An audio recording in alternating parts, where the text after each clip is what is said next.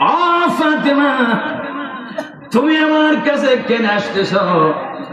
আমি রাসূল তো ভালো মতে জানি, আমি রাসূল সব জানি। তোমার হাতে কিসের চিঠি তাও তো ভালো মতো আমি রাসূল জানি। সুবহানাল্লাহ বলেন। ফাতেমা গো, তুমি তোমার মেয়ে। আল্লাহু আকবার বলেন। তুমি তোমার মেয়ে।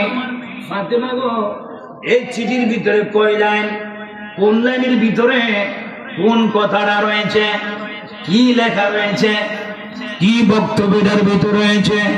ফাতেমা গো, তুমি চিঠিটা ধরো, আমি তোমার বাবা হইয়া ওই চিঠিটা আমি মুখস্থ বলে দেব। জোরে বলুন সুবহানাল্লাহ। আল্লাহু আকবার। আপনারা বলুন, তারা যার বাইরা জোরে জোরে বলবেন আমার প্রিয় নবী